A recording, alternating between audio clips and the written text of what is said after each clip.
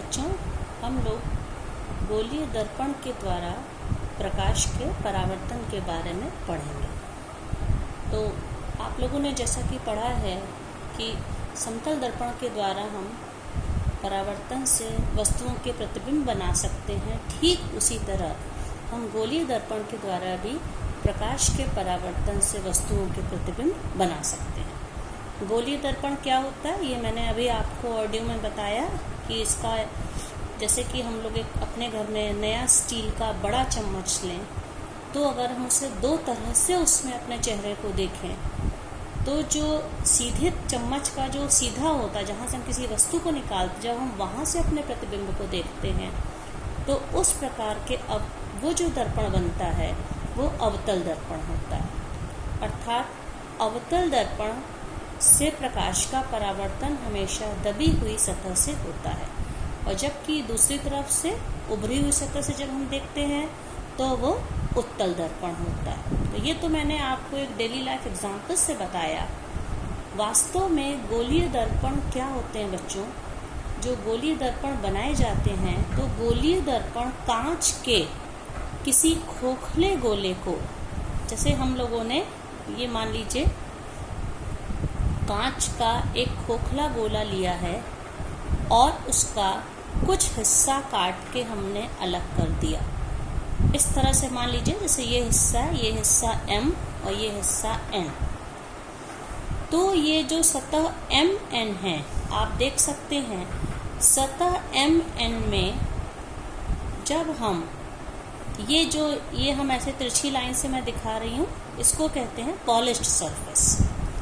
इस सतह पे अगर पॉलिश कर दी जाए, सिल्वर पॉलिश करके उस पे एक काला या कोई पेंट कर दिया जाता है, तो जो दबी हुई या ये वाली जो सतह है, धसी हुई सतह है, ये एक परावर्तक तल का कार्य करती है, और इसमें हम किसी वस्तु के प्रतिबिंब को देख सकते हैं, जो कि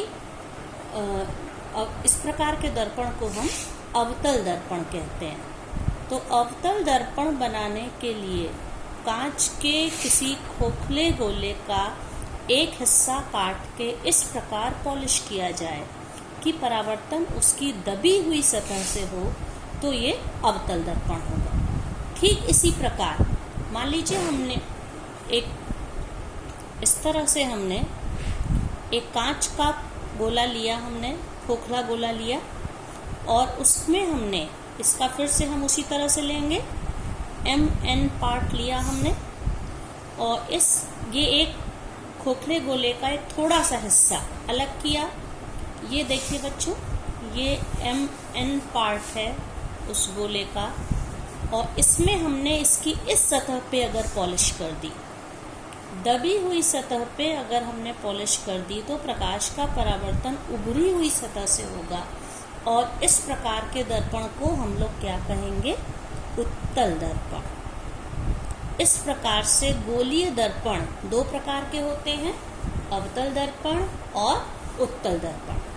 अवतल दर्पण में प्रकाश का परावर्तन उसकी दबी हुई या अवतल सतह से होता है, जबकि उत्तल दर्पण में प्रकाश का परावर्तन उसकी उभरी हुई सतह से होता है। जब हम चम्मच को उल्टा करके अपने प्रतिबिंब को देखते हैं, आप नोटिस कर सकते हैं बच्चों, उभरी हुई सतह जो चम्मच की होती है, उससे अगर आप अपने चेहरे को देखेंगे, तो आप देखेंगे आपका चेहरा हमेशा सीधा और ओरिजिनल साइज से थोड़ा सा छोटा दिखता है।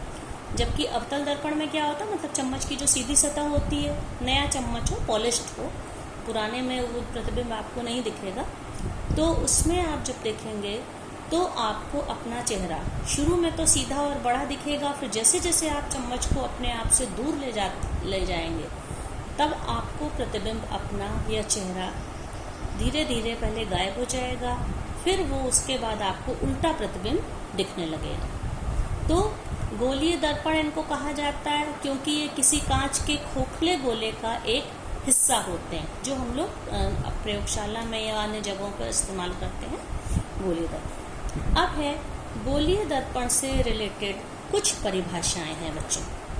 तो इसमें सबसे पहले देखिए, आप लोग देख रहे होंगे जैसा कि है ये दर्पण है। अब आप समझ गए होंगे ये कौन सा दर्पण है बच्चों? ये दर्पण है अवतल दर्पण।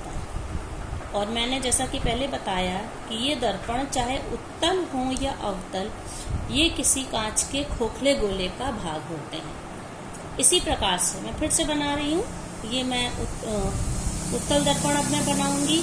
इसके लिए कांच का मैंने एक खोखले गोले का एक हिस्सा इस तरह से लिया, और डॉटेड लाइन का क्या मतलब बच्चों, ये जो मैं डॉटेड लाइन दिखा रही हूँ मतलब उतना हिस्सा काट के अलग कर दिया गया। एक कांच का गोला लिया गया और ये जो हिस्सा MN हिस्सा, बस इतना हिस्सा आपको दर्पण के तौर पे प्रयोग करना है, बाकी हिस्सा काट अलग कर दिया गया। तो इससे रिलेटेड कुछ डेफिनेशंस हैं गोलीय दर्पण से रिलेटेड। तो इसमें सबसे पहला है, ये जो यहाँ पे आप देखिए केंद्र देख रहे हैं, तो सबसे पहला है वक्रता केंद्र। वक्रता केंद्र को हम लोग क्या कहते हैं, centre of curvature. Centre of curvature. तो सेंटर ऑफ कर्वेचर क्या होता है बच्चों, देखिए इसको कैपिटल C से डिनोट करेंगे, चाहे वो उत्तल दर्पण हो या अवतल दर्पण हो। तो गोलीय दर्पण जिस खोखले गोले का भाग होता है, उस दर्पण उस गोले के केंद्र को, सेंटर ऑफ द स्फीयर, उस गोले के केंद्र को हम दर्पण का वक्रता केंद्र कहते हैं। तो वक्रता केंद्र क्या हुआ बच्चों, उस गोलीय दर्पण जिस खोखले गोले का भाग है उस गोले का केंद्र। अब दूसरी चीज है वक्रता त्रिज्या। वक्रता त्रिज्या मतलब कि radius of curvature. Radius of curvature, और इसको हम कैपिटल R से डिनोट करेंगे। कैपिटल R से मतलब R रेडियस के लिए। अब देखिए बच्चों, ये है हम सेंटर ऑफ कर्वेचर है, यहाँ से एक सीधी लाइन अगर हम इस गोले में मिलाएं तो एक त्रिज्या बनेगी। ये आप देख सकते हैं, ये त्रिज्या है, उस त्रिज्या का नाम है CP। CP त्रिज्या यहाँ पे है, आप सबको दिख रही होगी ये। तो गोलीय दर्पण जिस खोखले गोले का भाग होता है, उस गोले की त्रिज्या को हम दर्पण की वक्रता त्रिज्या कहते हैं, और इससे किससे डिनोट करते हैं, कैपिटल R से। आप देखिए जो दूरी CP है, ये क्या कहलाएगी, दर्पण की वक्रता त्रिज्या। अब इसके बाद तीसरी जो डेफिनेशन है, तीसरी डेफिनेशन देखो बच्चों, इसके लिए हमें फिर से दर्पण बनाना पड़ेगा। तो अब मैं पूरा गोला ना भी अगर बनाऊं, तो अब आप देखिए इस तरह से बनाएंगे बच्चों। तो ये कौन सा दर्पण है, ये इसमें प्रकाश का परावर्तन इसकी अंदर वाली सतह से हो रहा है, और इसमें प्रकाश का परावर्तन जैसे मैंने इस तरह से बनाया, आप देखिए दोनों के पॉलिश होने, ये, और इसका नाम क्या है बच्चों, MN हमने एक इसका पर्टिकुलर पार्ट उस स्फीयर का, गोले का निकाल लिया है। तो गोलीय दर्पण में अब देखिए, गोलीय दर्पण ये परावर्तक तल है। ये जब हम इसे कॉपी या बुक में दिखाएंगे तो इस तरह से दिखाते हैं। वास्तव में दर्पण कैसा होगा बच्चों, जैसा कि मैंने आपको बताया कि कोई भी गोल सतह आप ले लीजिए, जैसे कि आपको चम्मच है, बड़ा चम्मच पूरी तरह से गोल नहीं होता है, लेकिन अगर उसी तरह से जैसे थोड़ा सा इस तरह से करके कोई गोल चीज़ हो तो वो दर्पण का यहाँ पे काम करेगी। तो गोलीय दर्पण में अगला है इसका ध्रुव। तीसरी डेफिनेशन में आपको क्या बता रही हूँ, गोलीय दर्पण का ध्रुव, ध्रुव को हम लोग कहते हैं पोल। तो गोलीय दर्पण जिस खोखले गोले से बना होता है, उस दर्पण के परावर्तक तल के मध्य बिंदु, मतलब हमें इस पूरे गोले का मध्य बिंदु नहीं लेना, दर्पण तो हमारा सिर्फ यहाँ से यहाँ तक का ही पोर्शन है। तो इसका जो मध्य बिंदु है, इसको हम P से डिनोट करेंगे, पोल। तो ये गोलीय दर्पण के परावर्तक तल के मध्य बिंदु को हम दर्पण का ध्रुव या पोल कहते हैं। और बच्चों आपको ये बात ध्यान रखनी है कि गोलीय दर्पण में चाहे वो उत्तल दर्पण हो या अवतल दर्पण हो, ये कौन सा दर्पण है बच्चों, ये वाला है अवतल दर्पण, और ये कौन सा है, उत्तल। अब इसमें आपको ये भी, क्योंकि बच्चों टर्म्स आपको अवतल दर्पण को हम कॉन्केव मिरर कहते हैं, इसको क्या कहेंगे, कॉन्केव मिरर, और उत्तल दर्पण को क्या कहेंगे, कॉन्वेक्स मिरर। तो यहाँ पे देखिए आप, गोलीय दर्पण में परावर्तक तल का जो मध्य बिंदु है वो दर्पण का ध्रुव कहलाता है, और ये हमेशा दर्पण में स्थित होता है। ध्रुव हमेशा दर्पण में होगा, जबकि इसके पहले मैंने क्या बताया था आपको, वक्रता केंद्र था, वो दर्पण के वो इमेजिनरी पॉइंट वो में दिखेगा नहीं, क्योंकि आप इसको इमेजिन करना पड़ेगा कि आपका ये जो पूरा गोला बना हुआ है, ये इस तरह से आपने ये जो गोला बनाया, तो इस गोले का दर्पण हमें तो सिर्फ इतना पोर्शन विजिबल है, ये दिख रहा है, यहाँ पर भी इतना दिख रहा है। तो यहाँ पे हमें ये जो इसका वक्रता केंद्र है वो दर्पण पर स्थित नहीं होता, और वक्रता त्रिज्या भी एक इमेजिनरी डिस्टेंस हम मान सकते हैं जो कि हमको नहीं दिखेगा। ये देखिए, ये जो दूरी है ये, इसको मैंने क्या बोला था, इसको C से डिनोट किया था, वो चाहे हम ये अवतल दर्पण लें, कॉन्केव मिरर लें, या हम यहाँ पे उत्तल दर्पण लें, कॉन्वेक्स मिरर लें। तो 3 परिभाषाएं हो गई बच्चों। गोलीय दर्पण जिस खोखले गोले का भाग होता है उसके केंद्र को दर्पण का वक्रता केंद्र कहते हैं। गोलीय दर्पण जिस खोखले गोले से बना होता है उसकी त्रिज्या को हम दर्पण की वक्रता त्रिज्या यानी कि रेडियस ऑफ कर्वेचर कहते हैं। तीसरा मैंने बताया कि गोलीय दर्पण के मध्य बिंदु को, या दर्पण के परावर्तक तल के मध्य बिंदु को हम उसका ध्रुव यानी कि पोल कहते हैं। अब इसके बाद है चौथी परिभाषा है बच्चों, मुख्य अक्ष। मुख्य अक्ष को हम क्या कहते हैं, प्रिंसिपल एक्सिस। मुख्य अक्ष अर्थात प्रिंसिपल एक्सिस।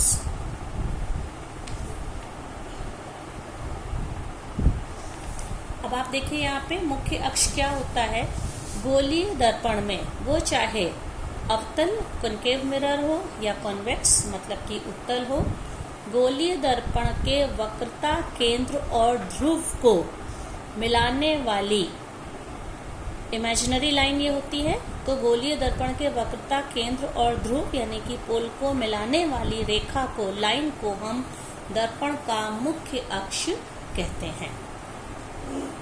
तो ये 4 मुख्य परिभाषाएं थी बच्चों इसके गोलीय दर्पण से रिलेटेड।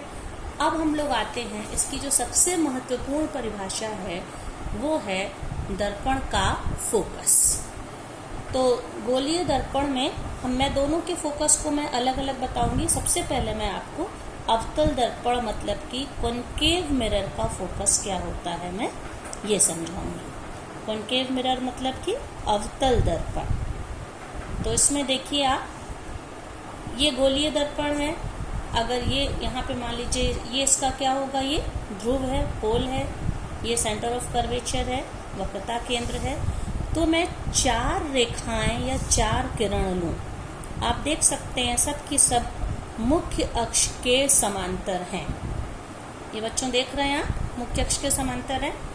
तो गोलीय दर्पण में, अब मैं यहाँ अवतल दर्पण की बात कर रही हूँ तो कह सकते हैं अवतल दर्पण में मुख्य अक्ष के समांतर जाने वाली प्रकाश की किरणें दर्पण से परावर्तन के बाद मुख्य अक्ष के जिस बिंदु पर एकत्र होती हैं, आप देख रहे हैं ये किरणें गई तो सीधी ये मुख्य अक्ष इसके पैरेलल गई, लेकिन जब ये दर्पण से टकराई इनमें प्रकाश परावर्तन हुआ, और परावर्तन के बाद ये लौटने वाली किरणों का ये रूट है। आप एरो हेड्स, इनके तीर के निशान से आप देख सकते हैं कि 4 किरणें 2 मुख्य अक्ष के ऊपर गई, 2 मुख्य अक्ष के नीचे गई, सबकी सब पैरेलल थी, मुख्य अक्ष के समांतर थी। लेकिन जब ये मिरर से टकराई तो प्रकाश के परावर्तन का नियम का पालन करते हुए जब ये लौटी हैं तो सबकी सब मुख्य अक्ष के किसी एक पर्टिकुलर पॉइंट पे इकट्ठा हुई हैं, और जिस पॉइंट पे ये इकट्ठा हुई हैं तो इसको हम कैपिटल F से डिनोट करते हैं, और इसे हम अवतल दर्पण कॉन्केव मिरर का फोकस कहते हैं। फोकस, ये परिभाषा बच्चों बहुत इंपॉर्टेंट है, आप लोगों को इसको याद करना, आप खुद से ड्रॉ करके खुद से इसको बना के भी समझिएगा। अब हम देखेंगे अवतल दर्पण में क्या होता है, उत्तल दर्पण में क्या होता है। उत्तल दर्पण हम लोग का कैसे बनेगा, इस तरह से बनेगा। उत्तल दर्पण है, मैंने इसका थोड़ा सा उत्तल दर्पण बच्चों, इसे भी उत्तल दर्पण कहेंगे क्योंकि परावर्तक सतह ये है और ये भी उत्तल दर्पण होगा। आप देखिएगा जिधर सर्किल कंप्लीट होता है, उत्तल दर्पण में आपको देखना होगा कि जिधर भी सर्किल ये पूरा होता है उसके ऑपोजिट साइड दर्पण की परावर्तक सतह या रिफ्लेक्टिंग सरफेस होती है। ये है, देखिए आप इसमें जैसे यहाँ पर भी था, देखिए यहाँ इस तरफ सर्किल कंप्लीट हो रहा है तो दर्पण का परावर्तन यहाँ पे दर्पण से इस सतह से हो रहा है, यहाँ पे इधर सर्किल कंप्लीट हो रहा है तो परावर्तक तल इस तरफ होगा। तो इसमें भी अब आप देखिए जिधर सर्किल कंप्लीट होगा वहीं पर सेंटर ऑफ कर्वेचर यानी कि वक्रता केंद्र होगा। ये क्या है? दर्पण का फोकस, पोल। अब इसमें भी हम वही काम करेंगे, हम 4 किरणें लेंगे, 2 किरणें मुख्य अक्ष के ऊपर, और आप देख सकते हैं ये सब मुख्य अक्ष के समांतर हैं, और 2 किरणें, 2 रेज हमने ली हैं मुख्य अक्ष के नीचे।